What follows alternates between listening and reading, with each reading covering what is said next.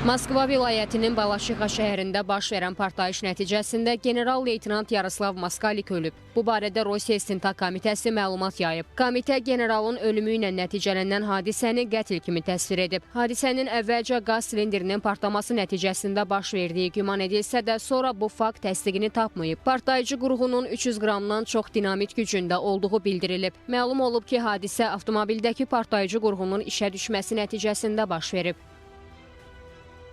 Düşünürəm ki, bunlar eyni zəncirin halqalarıdır. Sxem isə demək olar ki, eynidir. Orada skuter, burada isə avtomobildən istifadə olunub. Prinsip isə dəyişməz olaraq qalır. Avtomobil partlayıcı qurğu ilə doldurmaq məqsədi ilə əldə edilib.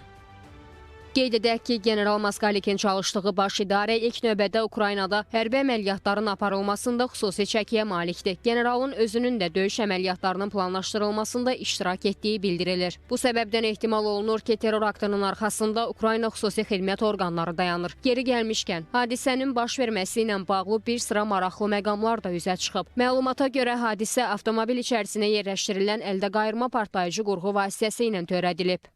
Görünür, terrorçular bombanı uzaqdan işə salaraq öldürmək istədikləri şəxslərin binadan çıxmasını gözləyiblər. İddia olunur ki, onlar generalı hündür mərtəbəli binadakı mənzillərin birindən və ya yaxınlıqda kamera quraşdıraraq efir vasitəsi ilə izləyiblər. Partladılan avtomobilin sonuncu sahibinin Ukrayna ilə sərhəddə yerləşən Sumy şəhərinin 40 yaşlı sakini olduğu üzə çıxıb. Avtomobil sui-qəsd cəhdindən bir neçə gün əvvəl girişdə peyda olub. Sui-qəsdin mahiyyətinə görə mərhum böyük ehtimalla bir neçə ay izlənilib. Bu müddət ərzində terrorçular generalın tam gündəlik iş rejimini və fəaliyyətini öyrəniblər.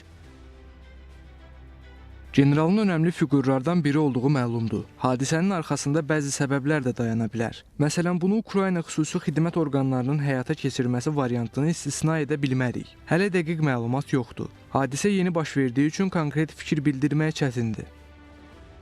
Xatırladaq ki, Rusiya ordusunun yüksək rütbəli şəxslərinə qarşı bu cür sui-qəsdlər mütəmadi törədilir. Belə ki, ötən ilin dekabrında Rusiyanın radiasiya, kimyəvi və bioloji müdafiə qüvvələrinin komandiri 54 yaşlı general-leytenant Igor Kirilov Moskvadakı mənzilindən çıxarkən skuterə yerləşdirilən partlayıcının işə düşməsi nəticəsində mavini ilə birlikdə dünyasını dəyişib. Bu ilin fevralında isə Moskvadakı elit yaşayış kompleksindəki partlayış nəticəsində Arbat batalyonunun qurucusu Armen Sarkisyan öldürülüb.